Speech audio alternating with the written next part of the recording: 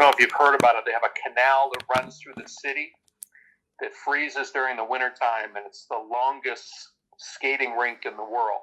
Oh, wow. So it's about 6 miles of perfectly groomed canal that you can skate on. And a lot of people use it to go to work here in the wintertime for 2 or 3 months of the year. But for us, the timing worked out great. We always, people that travel in our broadcast group here in Anaheim, we always look forward to coming to Ottawa if the skateway is open, and it's open today, so that's good. How often does it work out that well for you? Rarely. I would say about once every 2 years, maybe. I'll say I imagine there's not much outdoor skating in Anaheim, though. No, there is not. No, so at least you not got up super early to do this on the West Coast, then. That was my concern. Right. That was my concern when you said 9 a.m. EST. I was like, I hope he's not getting up at like 4 a.m. to do this. Oh, no worries. All good. That's good then. And then say, Rick's been asking me all like for a few weeks now. When are you talking to Brian? Yeah, he is a pest. That one, yes. That's one word to describe him. I tend to go with character. Yeah, that's also valid. Yeah. Right, so on my little cheat sheet here, I've got what we normally start with is origin stories, and on my cheat sheet here, I've got that you were born in Toronto. Correct. Whereabouts in Toronto did you grow up? What was it like?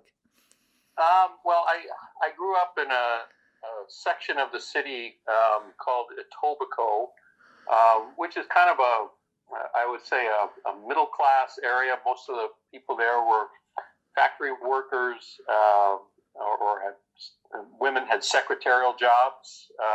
Great place to grow up. At that time, there were a lot of outdoor rinks available in the wintertime that you could go and skate on. And those rinks in the summertime were used to play lacrosse. So those were my two sports growing up. I loved to play hockey in the wintertime, lacrosse in the summertime, inside the rinks that had the ice removed from them, and both indoor and outdoor.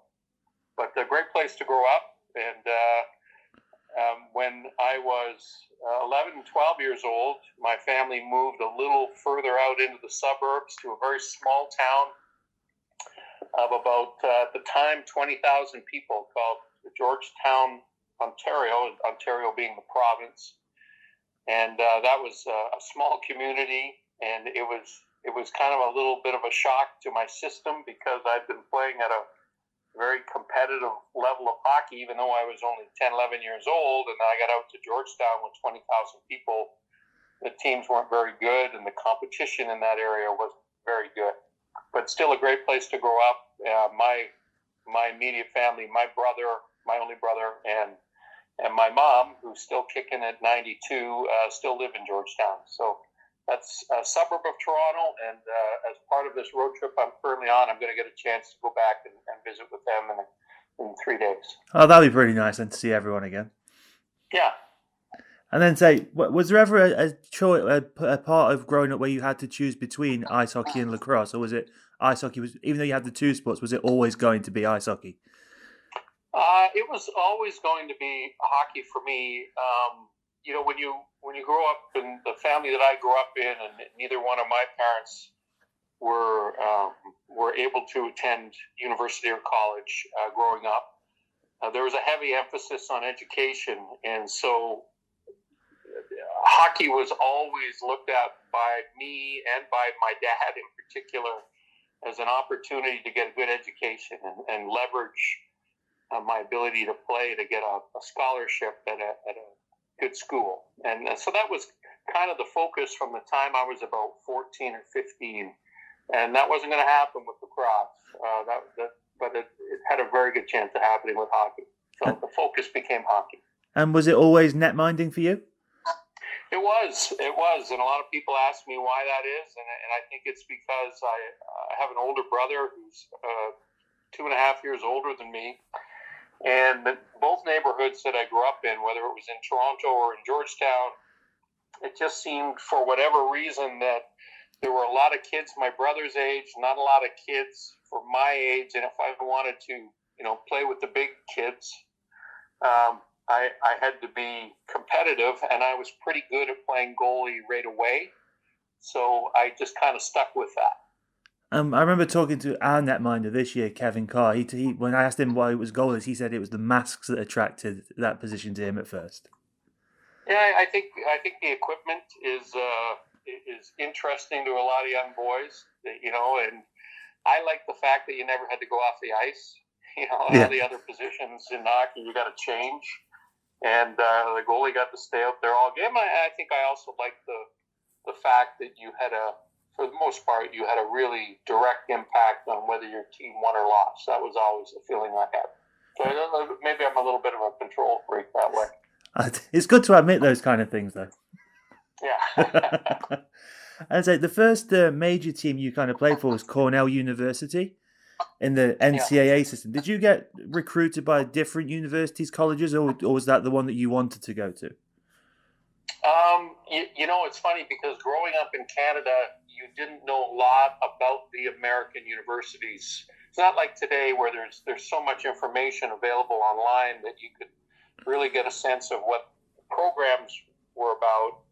You could get a lot of information about what the education was out. So Cornell is an Ivy League school, and again, the influence from my family was go and get the best education you can, and if hockey works out, that's a bonus.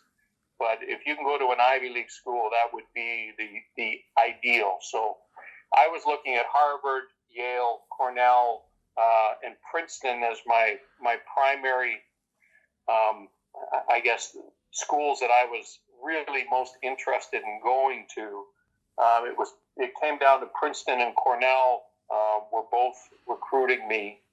And to be honest with you, I was going to go to Princeton, and they decided at the last second on a different goaltender. And so that made my decision pretty easy. And I went to Cornell. And when you were at Cornell, what were you studying while you were there? I was in applied economics and management, which is amongst the Ivy League schools. It's the only undergraduate business degree at any of the Ivy League schools. You can study economics, or you can study, primarily they're heavily focused on arts colleges. But the only purely undergraduate business program was at Cornell. And that was attractive to me because, like a lot of kids that go away to college, I didn't really know what my future career might be. And I thought that was a real good general base to allow me to go in any direction I wanted to. And how did you find the combining playing with studying aspect of it all? It was hard. I mean, it was difficult. I was always a very good student. But, it's demanding to be a college athlete and to stay on top of the academic side of it as well. And, unlike some stories that you hear about with some athletic programs in various U.S. colleges, there was no slack cut to any athletes at Cornell. You were competing with, some of the best and brightest students in the country, or in the world, quite honestly.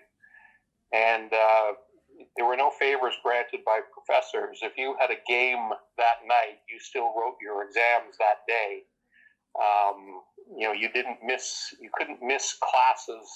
The Ivy League schools play a much lighter schedule in terms of games than a lot of the other Division I hockey programs in the United States, because there is such an emphasis on academics.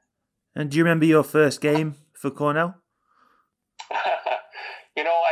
I don't remember my first game. I remember snippets of my freshman year.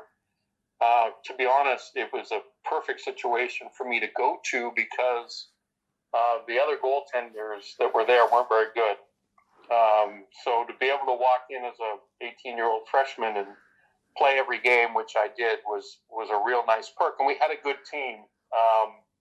That year we were ranked pretty high. We went fairly far into the playoffs.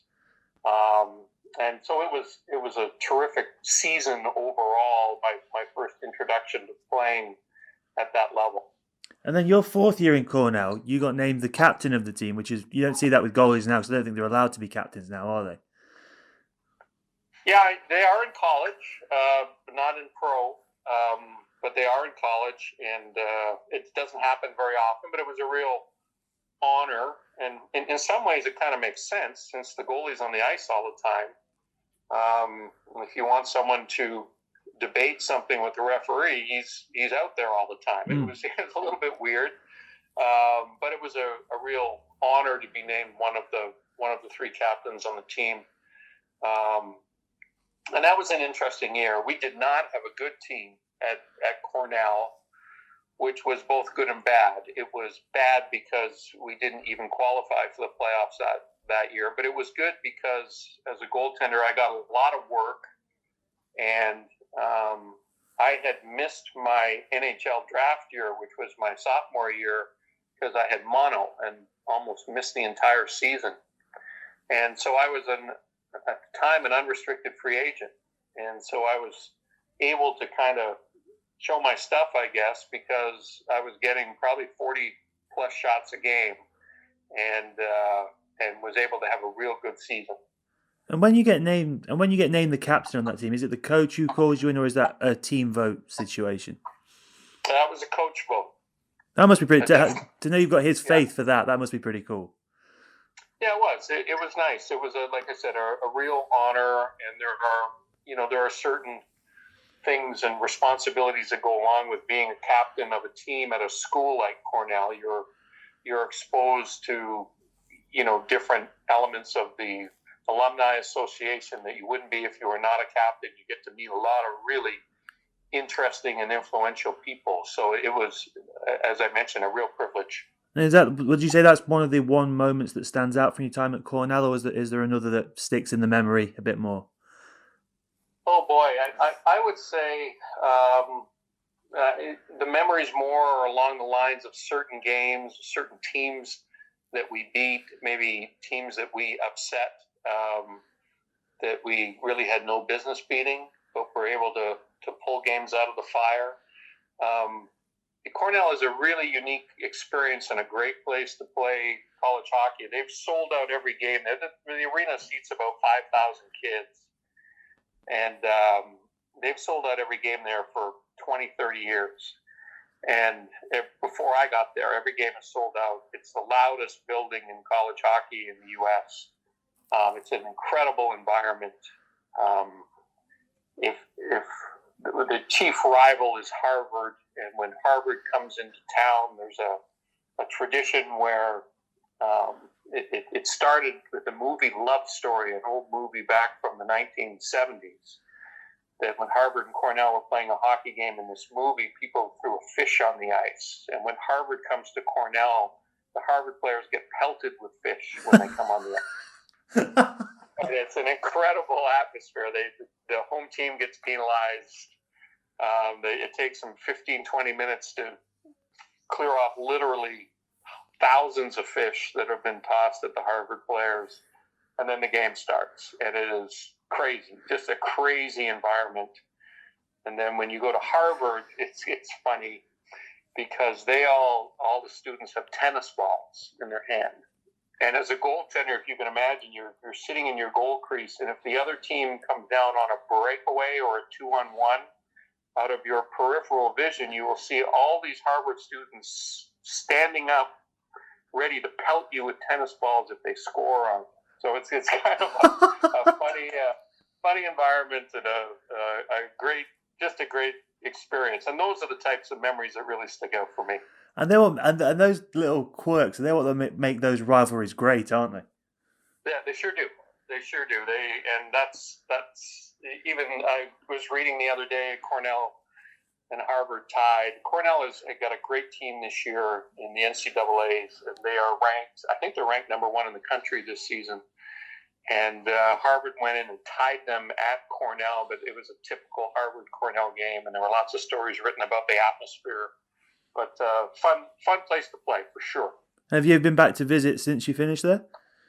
I've been back a couple of times, but unfortunately with my schedule now as a television broadcaster with an NHL team, there's just really not much opportunity to go back during the hockey season.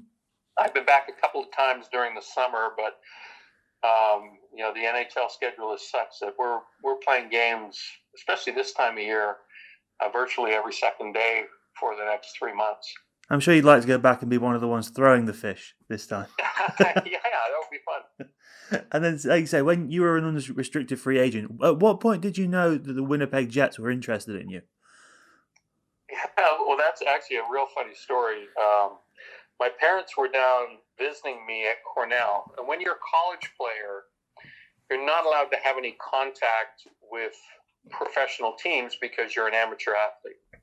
So the scouts that follow you around aren't allowed to come up and talk to you and make direct contact. Now, some players circumvent that by hiring an agent of their own kind of on the quiet, and those agents reach out to teams. But I hadn't done that. And one weekend, my family was down visiting. We had a couple of games, and I just seemed to notice this one guy kind of following me around all the time, and he looked like a guy right out of a spy novel, trench coat, the whole bit. And we'd be in one restaurant and having dinner, and then we'd go out to a pub to have a beer with my dad, and there'd be the same guy in the trench coat. And I said to my mother and father, I said, you guys go out to the car. I'll be right there. I forgot something in the pub. And I hid around the corner and waited for the guy in the trench coat to come. And I kind of jumped him and said, who the hell are you? What the hell do you want? And he got all nervous.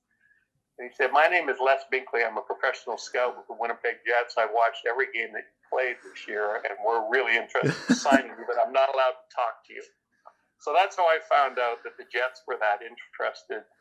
And at that time, I hired an agent, and there were 4 or 5 teams that I was talking to, but I literally just ran down the depth charts of goaltenders of all the teams that I was talking to. The offers were all very similar, and I figured my quickest path into the NHL was through Winnipeg. And then in your rookie season with Winnipeg, you did play 24 NHL games, that's no mean feat. Yeah, it was an okay start. My expectations were always pretty high, I would say.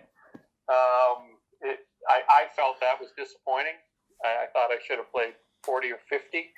And it was, it's funny, hindsight being what it is, you look back now and I see, now that I'm an old man, I see these young kids coming into the league who've been great players elsewhere. And most of them have very little impact until they get into their, 23, 24, 25-year-old age, other than the exceptional superstars, which I was not. There's very few kids that come into the NHL and have an impact. So I guess I was fairly average that way, and it took me until I was a little bit older, 25 or 26, before I think I really found my game and became the consistent pro player that I wanted to be. And you're walking into a locker room there that's got Dale Howardchuk and guys like Dale Howardchuk and Paul McLean in it. What do you remember about those guys? Oh my goodness! Well, we had a really good team in Winnipeg.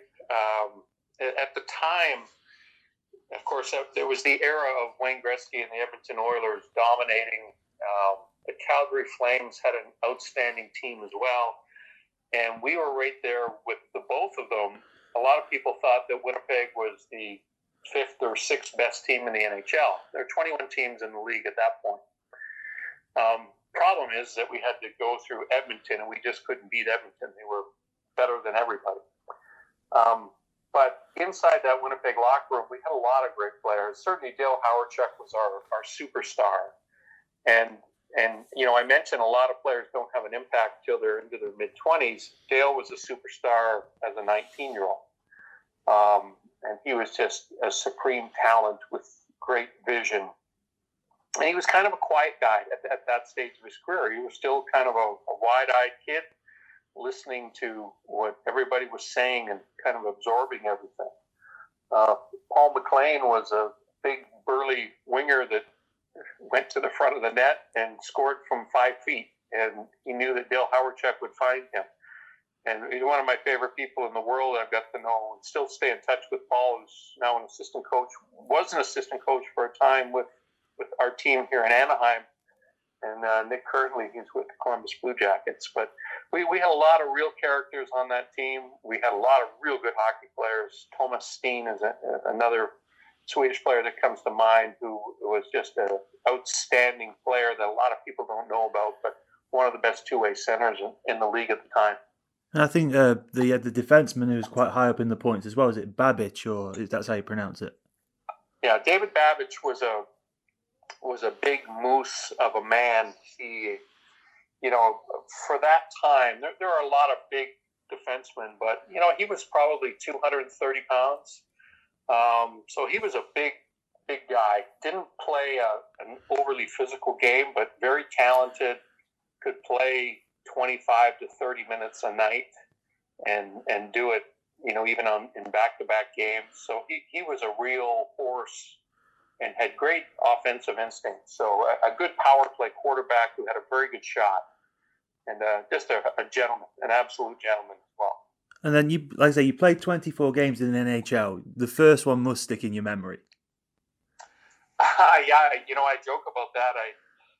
I'm trying to remember. I think it was Philadelphia in Winnipeg. They had called me up from the American Hockey League, and my hero growing up in the city of Toronto was an NHL legend by the name of Darryl Sittler. And Sittler was at the end of his career, and he was with the Flyers at the time. And I can remember during the game that at one point Darryl Sittler got a breakaway on me, and I recognized it was Sittler, which was the worst thing that could have happened to me. And I may as well have just skated into the corner and let him shoot it into the empty net, because I was just flummoxed by the whole event, the whole moment, if you will. But we won the game, and that was a good start. Yes. And you also got to play in 3 playoff games that year as well. Yeah, it was, it's Edmonton, right? I mean, that was our problem in Winnipeg. We had to play Edmonton every year, and that was just an absolute juggernaut. And what a lot of people don't realize nowadays is back in those days, there was no such thing as a coincidental minor penalty where the manpower didn't change when coincidental minor penalties were called. So if, for example, if a team was playing 4 against 4, and then there were coincidental minor penalties called, the manpower on the ice went down to 3 on 3. Okay. And the game really opened up. That doesn't happen anymore. It stays 4 on 4. There's no change in manpower. They actually changed that rule because of the Edmonton Oilers, because what the Oilers would do in the 80s, if they were in close games, they would just start scrums after whistles, where the referee was probably going to call coincidental minor penalties against, 2 players kind of pushing and shoving or face washing one another. And they would change the manpower. And then when it got to 3 on 3, they would throw out Wayne Gretzky, Mark Messier, and Paul Coffey, or Wayne Gretzky, Yari Curry, Mark Messier, Paul. They had a choice of arguably 4 of the best 5 players in the game. And that's how they would win. And they would just open it up, and then they would capitalize on their scoring chances. So it was for us in Winnipeg, they were our Achilles heel. We could not beat the Oilers, and it was the reason why we never really made any noise in the playoffs until one year in the first round we got to play Calgary instead of Edmonton, and we were able to beat the Flames, only to meet Edmonton in the second round and lose. You just never get away from them. Just couldn't. Yeah, you had to play within your own division at the time. And then the next year, it's kind of a bit more of the same for you. It's 28 NHL games, 15 in the AHL. But it's your third season in Winnipeg where you play 61 games then. So you're given the net pretty much at that point in your third season. Yeah, that was kind of a breakthrough moment for me. And again, it was funny. It's professional sports is I know so much more now after having gone through it and after being retired for 25 years, where I've watched so many young players go through it. When you're rolling, life is great, and nothing bothers you. and you just go out and play. But when things go wrong, it's how quickly you can kind of get the ship righted again, get things back on track. That is the key to having a good long career. And that year I was rolling all year long and had a real good year. I was very proud of that season because I had 33 wins that year. It was a franchise record at the time. And I think I was a difference maker in a lot of games. And as a goaltender, that was, getting back to how we started this conversation, that's kind of why I liked being in that position. And then the next year came along, and it was the opposite. And I kind of lost my way and just couldn't find it again. So those first 4 years I would describe as, there were some really high highs and some really low lows. But that's kind of the nature of the beast in pro sports, and I think especially with goaltenders at the time. And you kind of have to go through that because that's what makes you a better player at the end of the day, isn't it? Well, it is if you react the right way. I mean, everything is about how you react to it, and if you can learn from it, or if it's going to eat you alive. Because I've seen it go both ways. And then, like I say, you played the last 2 years in Winnipeg, and then you end up going to Montreal. What went into that decision? Well, I was traded. So okay, sorry. As a player, you have no choice. And my last year in Winnipeg, I was, playing injured most of the season. You still played 52 games for Winnipeg that last year. Yeah, but it was I had a very bad ankle. It required surgery, a lot of surgery after the season. Played through it, didn't play well that season, but was excited to kind of get the ankle rehabilitated, healed, and get back at it. And when I found out I was traded, I was mad. And Montreal had won the Stanley Cup that summer. And after winning the cup, I was traded to Montreal. They had a goaltender by the name of Patrick Roy, who had just won the Conn Smythe Trophy as a 21-year-old, I think. And so that was the situation that I was going into. Now, the backstory is that the general manager of the Montreal Canadiens at the time was my first roommate that I had with the Winnipeg Jets. He was a Hall of Fame defenseman named Serge Savard. So Serge knew me really well. He wanted a veteran player. I was 26 years old at the time to help Patrick, because Patrick was this goaltending prodigy, but who was still really raw. And so that's why Serge traded for me. I was still, at the time of the trade, I was mad because I wanted to come back and show everybody in Winnipeg that, with a healthy ankle, what I could do. But, those things are out of your control. So I went from playing for a team that Winnipeg had kind of dropped down caliber-wise and was a middle-of-the-pack team to being traded to the Stanley Cup champions and a defense that boasted 3 Hall of Fame defensemen on the blue line. So it was a pretty darn good situation for a goaltender to come to. And some of the names on that Canadiens team, you've got Naslund, Chris Chelios, Bobby Smith, and Peters. I'm going to butcher this last name, Svoboda. Peter Svoboda was, the team was so deep on the blue line. We had Larry Robinson on the blue line. We had Craig Ludwig. We had Rick Green.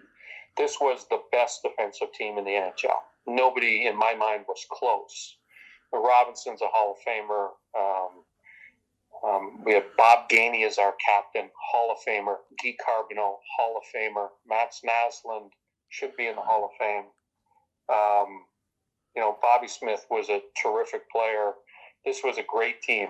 So I walked into a really good situation. And, for a goaltender, it really changes things. There's a former Canadiens goaltender named Ken Dryden who wrote a book about goaltenders, and he kind of categorized goalies as good team goalies and bad team goalies. So the bad team goalies were the guys that could steal a game and win one that the team had no business winning.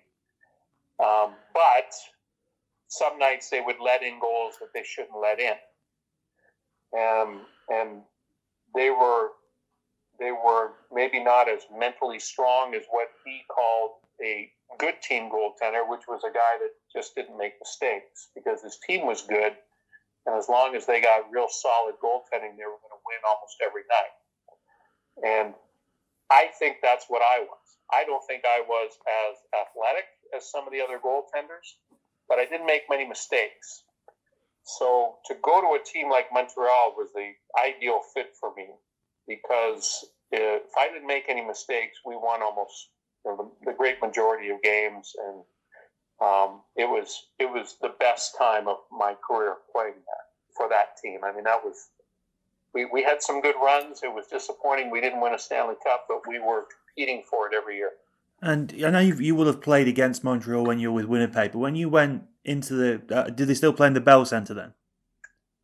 No, at the time it was called the Old Forum in Montreal. It's if you ever see footage of Canadiens games of Rocket Richard, Jean Beliveau, that was the Old Forum in Montreal. So the Bell Centre didn't open up until after I was long gone. I think it was mid-90s when the Bell Centre opened up. I'm sure the fans in the Forum were still as vociferous as they are nowadays, though. And what was it like going into your first home game as a Montreal Canadien? Exciting, more than anything. We won all the time, which made it a lot of fun. Hockey is like a religion in that city, so it's important to everyone. You can't go anywhere without people recognizing you and talking to you about hockey. It's a bilingual city with a higher percentage of French-speaking people than English-speaking people. So that it's a unique atmosphere, has very much a European flair to it, I would say. And it was fun. It was a very exciting time for me in my life, and just a great place to play, especially if the Canadiens are good. It would be a tough city to play in if they're not really good, but we were really good, so it was a fun time to play there. And as you said, you came into a team that had this net-minding prodigy in Patrick Roy, but you still managed to get 37 starts that year in the regular season. So you're pretty much splitting the net. So you and him must have had a good working relationship. Yeah, well, we were, my thing was I wanted to, I always tell this story to everyone that, I saw the talent. I mean, Pat at the time had the perfect goaltending physique. He was almost 6'3", 6'4". He had incredibly flexible hips. He was a great natural athlete, like just an amazing athlete. Like any sport he played, he's terrific at. And so I was the grinder. I was a good athlete, had no flexibility in my hips, was 5'10" tall. So my only shot was to outwork him every day in practice. And whether he knew it or not, I counted every goal that went in at my end of the ice and his end of the ice every day. And I wanted to win every drill. And that was the only way that I could compete with an athlete of that caliber. But we had a good relationship. Pat at the time spoke very little English, so it was, it was funny for the two of us to kind of hang around at times, try to communicate with one another. But we all had this common bond of playing goal and playing for the Canadiens. And then that year as well, you get the majority of the playoff starts in a pretty long playoff run for the Canadiens. So that and as you said, hockey's a religion in Montreal, but I imagine in the playoffs it's turned up by 100, and you're getting the starts in that building. Yeah. No, it's great. I mean, like I said, I'm disappointed that team didn't win a championship. We were one of probably 3 or 4 elite teams in the league at that time. The Oilers were still an elite team. The Flyers were an elite team. Calgary was still an elite team, but we were right there with them. And we couldn't get over the hump at the right time to win a championship. And it's, it still eats at me to this day, quite honestly. And you had 4 years with Montreal, and in 3 of those years, you and Patrick, you share the Jennings Trophy, which this is a pretty special thing to win for a netminder. Yeah, so the Jennings is I mean, it is a reflection of real consistent play over the course of a season from the goalies, but it is very much a byproduct of how the team plays, and that team was a great defensive team. So we were in the hunt for the Jennings. We would have won it, by the way, 4 consecutive years, except they called up a goaltender by the name of Vincent Riendo, and he gave up 9 goals in one game. Oh, no. We ended up losing the Jennings by 3 that year. But I've been able to let it go, Dan, as you can tell. I've been able to let it go. Oh, you can remember all that so specifically. Definitely shows that. That's right. And I think if I remember correctly, Patrick, when he coached Colorado, one of their first regular season games was against the Ducks, and that's one where he was trying to climb over the glass and get at the Ducks coach. When he was coaching, but that was Patrick the showman. Yeah. Patrick has a flair for the dramatic, and I will guarantee you that he had talked to the people at the arena, that he had made sure that pane of glass would come out easily. The Avalanche were not very good back then when Pat was coaching, and they weren't selling out. They were probably 2/3 full for most of their home games. That was one of Pat's first games as a head coach, and he wanted to make a statement, and he wanted to get the Avalanche back in the newspapers, and no doubt in my mind that was fully orchestrated by Pat. Did you? He loved the emotional part of playing the game. He played on emotion a lot, and he coached on emotion a lot as well. And did you speak to him after that game, or? No. I saw him a little while later. I laughed about it, but I didn't ask him directly, but I'm pretty sure I know what he was up to. And out of your 4 years playing for Montreal, is there a game, a series, a moment that stands out in that city? Boy, there's a lot. There really is a lot in that city because the focus on hockey is so intense in that city that I can remember specific saves against players. I can remember starting the playoffs and my legs shaking with the noise of the Forum, with the people going nuts. I can remember probably one of the highlights for me was one of our big rivals at the time. There's no longer a team there, but in the city of Quebec is a predominantly French-speaking province or city in the province of Quebec. They were a huge rival of the Canadiens, and the games were pretty vicious at times and real battles. And we played them in the playoffs, and Patrick started the series. We had home ice advantage, and we lost the first 2 games at home. And then I took over in the series in game number 3, and we come back to win in 7 games. And the whole province was, so engaged in this playoff series. And that was one of the highlights of my career, I would say, was to be able to come into a series and end up, winning despite having to play 3 of the next 4 games on the road. So that was a good moment for me. What's your mindset going into Game 7 against your big rivals in that kind of situation then? Well, I just knew we were going to win. In fact, I had said after, so we won the Game 3 in Quebec, so they were still up 2-1, and one of the newspapers said, asked me about it afterwards, and I didn't mean it to come off as being real cocky, but it was, pretty cocky, I guess. And I said, we should beat this team every time we play them. This isn't surprising to me. It's disappointing we lost the first 2, but I don't see any reason why we can't beat them every time we play them. Of course, that was the headline the next day. Yeah. And the coach kind of said, what are you doing? Or you can't give them, locker room material like this for them to put up on the board. What are you doing? And I just said to him and to our team, I go, that's what I believe. We are a better team. There's no reason why we should lose to these guys, so let's just go get it done and win. And anyway, we were able to do it in that series. So I didn't have egg all over my face. Anyway. That's always the best part when those come off. That's right. So after 4 years, it must have been tough for you, because you can tell with the way you speak you love being in Montreal. So it must have been tough for you to leave there and go to Minnesota. Well, it was my own doing. That summer, Patrick had signed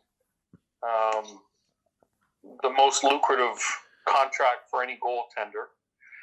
He was now 25 years old, so he's really in the prime of his career. And I went and I had a conversation with the general manager, and I said, look, it's been great. I love it here, but I'm not going to be happy if I'm playing 15 games a year or 20 games. At the time, I was 29. Well, I guess I was 30 years old. And so I said to him, I was going to become a free agent, and I said to him, I'm not going to re-sign unless I get some assurances here about, getting a fair shot at playing. And he goes, well, I'm not going to guarantee you games, but if you're playing well, you're going to play. Pat's playing well, he's going to play. And he goes, I'll tell you what, I'll sign you to a new contract, and if at any time you're unhappy, you can come back to me, and I'll find a good situation for you. I said, okay. Sign the deal. Start the season. Pat plays the first game. Doesn't play well. Pat plays the second game. Doesn't play well.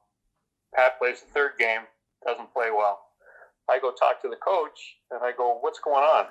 I mean, I've had the best training camp of my life. And he said to me, well, you know what the deal is. Pat's the highest paid goalie in the league. We're going to have to play him.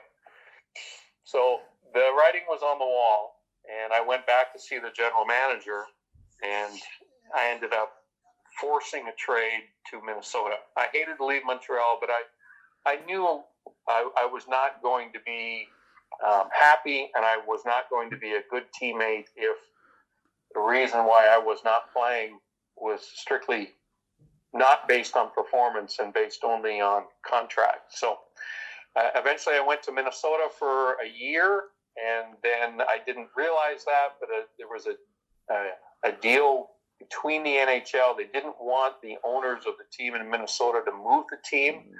They struck a side deal with them and said, you sell the team, we'll give you a new franchise in San Jose, and we'll let you take so many players off of our roster. And I was one of those players that they took off of that roster and went to San Jose for the last couple of years of my career. And when you're in San Jose, what I've read, you played the team's first regular season game, which is a cool feather in the cap that no one can ever take away from you. Well, I got the first win. I don't think I got to play the first game. Your Wikipedia page is incorrect then.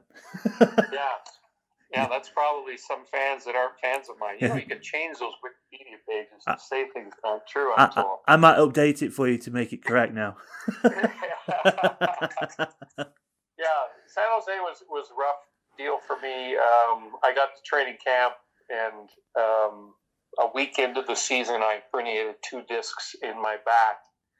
And that was kind of it for me. I spent the next 2 years literally rehabbing a back that at the time there were no surgical solutions for my particular issue.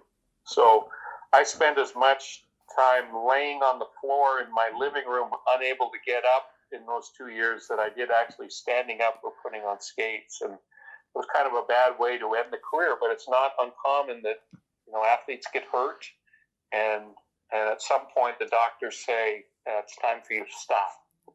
One of the things you were synonymous with in San Jose was the very famous goalie mask that you wore. Yeah, it was my only shot to get into the Hockey Hall of Fame, was to have a really cool mask. And so it seemed like a no-brainer to have kind of the face coming out of the jaws of a shark in the goal mask. So the guy that built my masks and painted them was an artist in Toronto by the name of Greg Harrison. And Greg did a really nice job with that. I gave him the idea. We talked about it, but I just handed it off to him, and he did a real nice job. And Mass did make it into the Hall of Fame. What do you remember about playing it? Because San Jose, back then, I imagine you don't think that's like a hockey hotbed, as it's grown into a bit of one now. But what was it like playing for a team in San Jose? Well, first of all, the team was not playing in San Jose. Okay. We were just south of San Francisco in a really tough neighborhood called Daly City, gang-infested area, quite honestly. And they were building a brand new arena in the city of San Jose for the Sharks. But the first 2 seasons were spent at what was called the Cow Palace outside of San Diego. Or excuse me, outside of San Francisco. And to be honest with you, not a lot of great memories. The team was awful. The only time the team got a point was if the goaltender stole a point. Most games we were badly outplayed. We were not competitive. And, again, things that you learn after the fact, it was all by design, because the management team wanted to finish last or near the bottom every year so that they could get high draft picks, as that was their strategy for, really improving the team. So a lot of things went on that were hard to accept.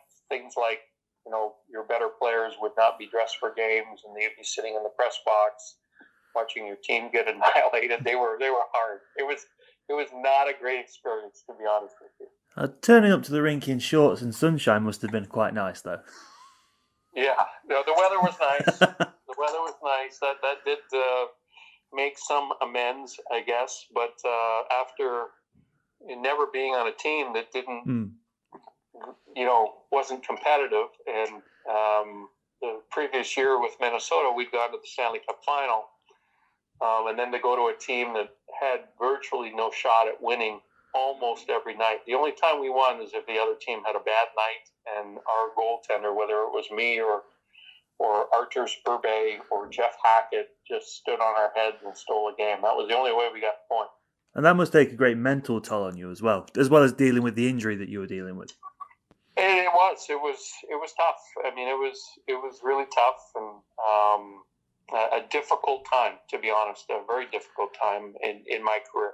And did you know that would be your last year playing that second year in San Jose? Oh, yeah. There was no doubt. I mean, I literally was trying to play. This is how dumb I was. I still thought I could go out and steal games, and I had to wear a corset that was tied tight all the way up under my armpits, all the way down to my hips. And I could literally not turn my torso, but I was still trying to play goal. Wow. So and then every once in a while, my back would go again, and I'd be back on the floor for 3 or 4 weeks. So it was not in hindsight, I should have shut it down probably a month into my first season in San Jose, because I just was physically unable to play. And then how long was it between the end of that season? Did you get that? Because you were involved with the Ducks from their inception pretty much, weren't you? That's right. So, well, yeah, I got... So while I was hurt in San Jose, I did a couple of television broadcasts, and someone from the Walt Disney Company, who were the owners of the Ducks at the time, saw my work.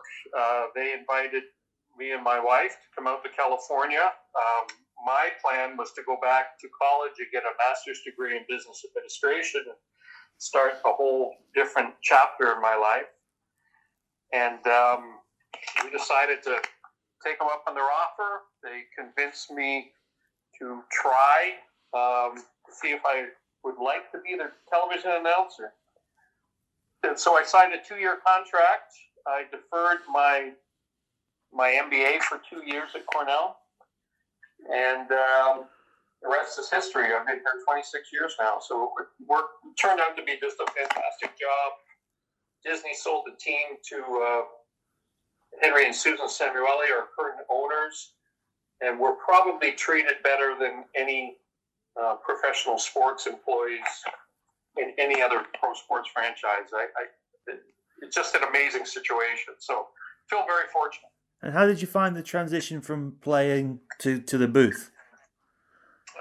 It was, I would say it went in stages. I think it was tough for a little while because, when you still think of yourself a little bit as a player, and you still have a lot of relationships in the league. And it is interesting how when you go from player to a member of the media, how some of the guys that you played with that you thought were your great buddies all of a sudden don't even want to talk to you anymore because now you're a part of the ink-stained wretches, I call the members of the media. But it's a great way to stay involved in the game, for sure. And for me, I think I had some success at it right away, and really looked at it as putting on a television broadcast. You're really part of a team, and you have your producers and directors, your graphics coordinators. You have your broadcast partner, and all of you are working together to put this good product out, and it's work that you're proud of. So everybody's kind of much like any kind of a sports team. I found it very similar. I like that environment and like the job, and have been doing it for a long, long time. And you've been doing that for Anaheim for a long time, but you've also done some bits for Hockey Night in Canada, which, as a guy from Toronto, must be a great thrill for you. I did a lot of playoff work for Hockey Night in Canada in the early days of the Anaheim Ducks because we weren't a playoff team. So when the regular season would end, I would start doing playoff games for the Canadian Broadcast Corporation. I've worked for pretty much everybody in this business as a regional broadcaster, and we now do 83 Anaheim Ducks games a year. I'll do, in addition to that, probably anywhere from 3 to 5 NBC broadcasts a year, and that's enough hockey for me. That's plenty. That's a lot. Yeah, it's fun. It's a great job. I still enjoy the travel, and it does give me opportunities to stay in touch with family and friends all over the country. And then you covered the '98 Stanley Cup Finals as a reporter, and you got to interview Bill Clinton, from what I've read. Yeah, that's an interesting story because,